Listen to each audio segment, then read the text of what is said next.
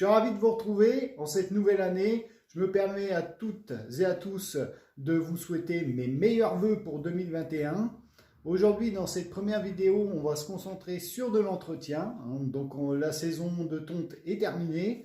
Donc, pour stocker votre tondeuse ou votre autoportée pour la saison hivernale, on va devoir faire quelques petites choses pour qu'il soit prêt pour la saison prochaine. Je vous emmène tout de suite en atelier. Avant de commencer, merci à cet abonné qui m'a offert ce petit cadeau, qui m'a fait très plaisir, et j'essaierai de vous le faire partager à peu près dans toutes mes vidéos. Ensuite, nous voici devant une tondeuse à moteur 4 temps. Donc, qui dit 4 temps, qui possède un moteur à bain d'huile. Vous allez devoir vidanger votre tondeuse pour la saison hivernale. Alors, pour ce faire, vous avez ces petits kits de démarrage qu'on voit derrière moi, qui sont pour moi très utiles, car à l'intérieur, vous y trouvez une pompe qui vous servira à vidanger votre huile usagée, ainsi qu'un stabilisateur d'essence et un petit bidon qui servira à récupérer justement l'huile usagée pour éviter la pollution. Ensuite, vous investissez dans ce type d'huile, moteur 4 temps spécial motoculture, qui va permettre justement de renouveler l'huile usagée à remplacer par de l'huile neuve. Alors, pour procéder à cette vidange, vous avez sur le côté ici, vous voyez, un petit bouchon que vous allez devoir dévisser. Ensuite, insérer votre pompe, votre tuyau de pompe dedans, et vous allez devoir pomper justement cette huile. Je vous montre tout ça en image.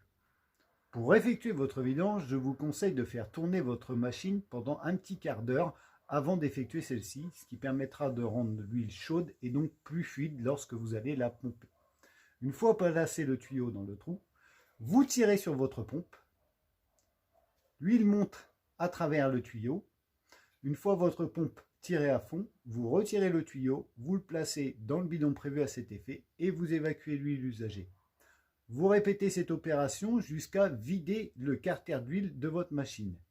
Une fois celui-ci vide, vous prenez un entonnoir comme celui-ci, vous le placez dans le trou, vous prenez votre bidon d'huile neuf et vous remplissez par étapes.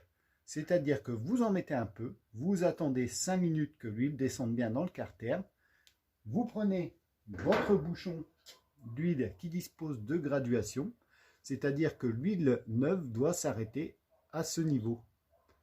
Vous le placez dessus. Si le niveau est bon, vous replacez le bouchon.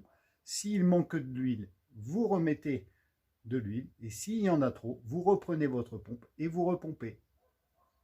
Si tout est OK, vous fermez votre bouchon et votre vidange est effectuée. Une fois votre vidange effectuée, vous allez devoir nettoyer le filtre à air de votre tondeuse. C'est-à-dire que votre tondeuse dispose d'un filtre à peu près comme celui-ci. Alors les diamètres sont différents selon la marque et selon le modèle de la tondeuse. Vous en avez des plus grands, des plus petits. Alors vous allez vérifier l'état de celui-ci.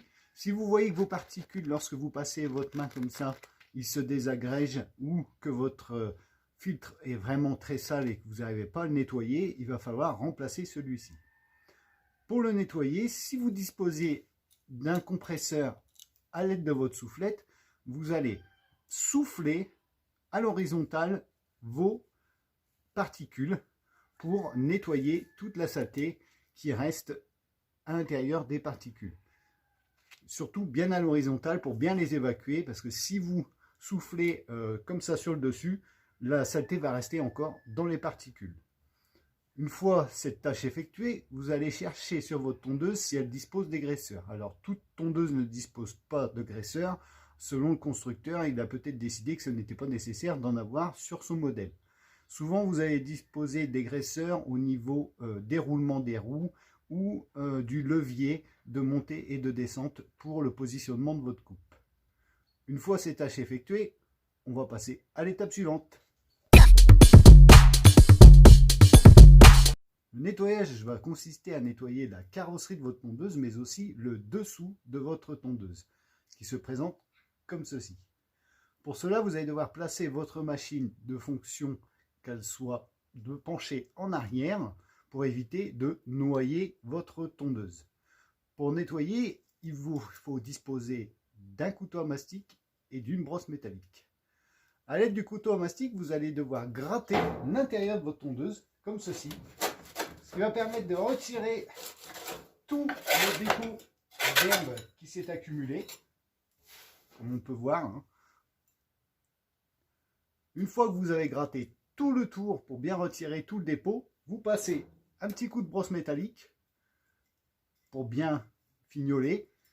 Et ensuite, vous pouvez, à l'aide de l'huile de vidange que vous avez récupérée, un vieux pinceau, vous badigeonnez l'intérieur de ce carter pour éviter qu'il soit endommagé par la suite, et aussi pour, lorsque vous allez recommencer la saison, éviter qu'il y ait trop de dépôts qui se forment trop vite. Pour l'affûtage, nous voici devant votre lame de tondeuse que vous aurez au préalable démontée.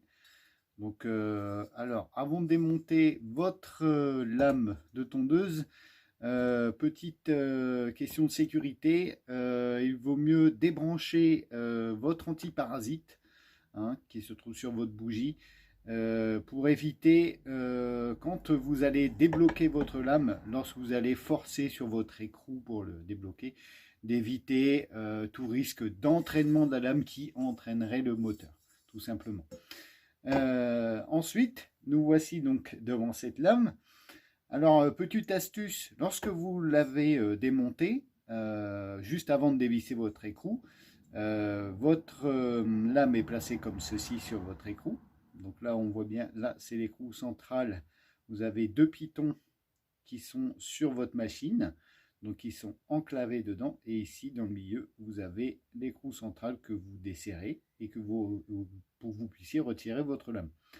Donc, petite astuce, pour ne pas vous perdre lors du remontage, parce que des personnes qui sont habituées, mais bon, ça arrive même aussi au meilleur, moi je vous le dis, c'est de remonter dans la précipitation, remonter votre lame à l'envers.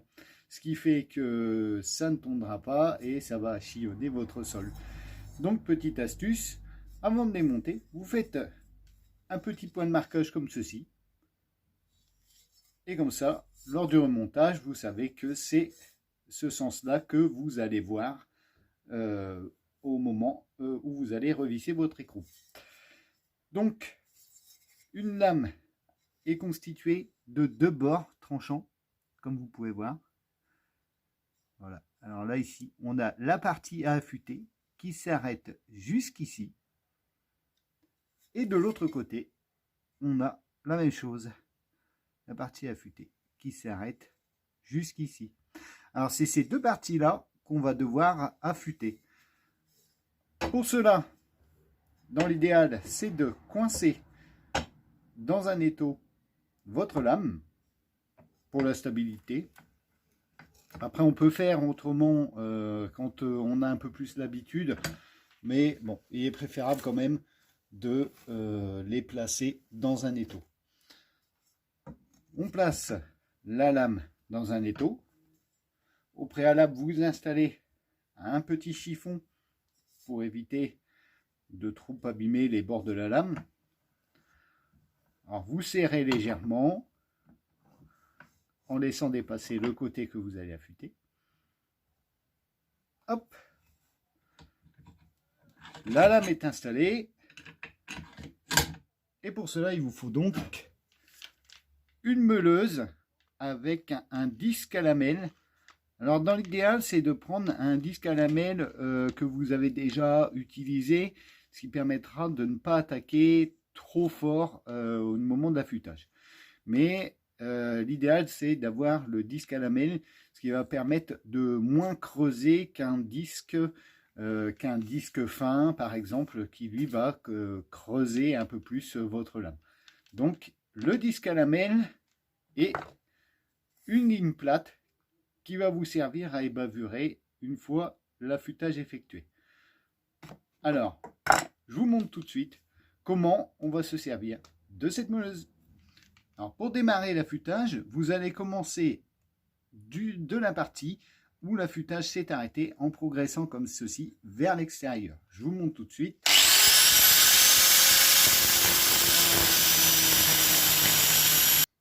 Voici le premier côté de lame affûtée. Alors comme vous pouvez constater, celui-ci n'a pas bleui, contrairement à si vous l'aurez fait avec un disque fin, vous aurez peut-être eu tendance à appuyer un peu plus et donc à faire bleuir votre tranchant de lame. Une fois celui-ci effectué, vous passez à l'autre côté, donc l'autre tranchant qui se trouve ici, on voit bien qu'il n'est pas encore effectué. Une fois que vous avez fait ces deux tranchants, vous repositionnez la lame correctement dans l'étau et je vous montre comment ébavurer avec la lime plate. Alors pour effectuer votre ébavurage, vous placez votre lime sur le tranchant qui vient d'être affûté, incliné en biais, et vous allez simplement frotter comme ceci pour ébavurer toute la maille qui vient d'être affûtée, vous savez, qui se trouve en bout de votre affûtage. Vous passez comme ceci, d'un bout à l'autre, et vous passez un petit coup sur le bout du tranchant, comme ceci.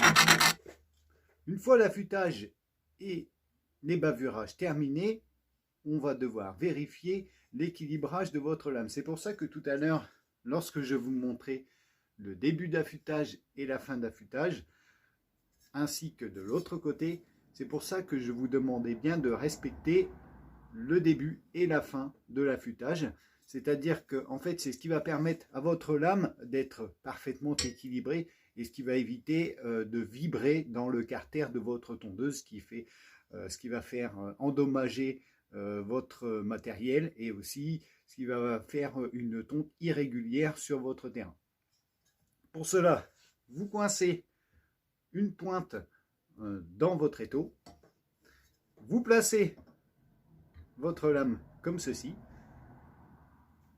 et là on se rend compte que celle-ci donc penche un petit peu plus de ce côté-là, donc c'est-à-dire que en fait là de ce côté-ci il n'a pas encore été affûté, donc une fois que celui-ci aura été affûté, on s'apercevra que la lame sera un peu plus équilibrée.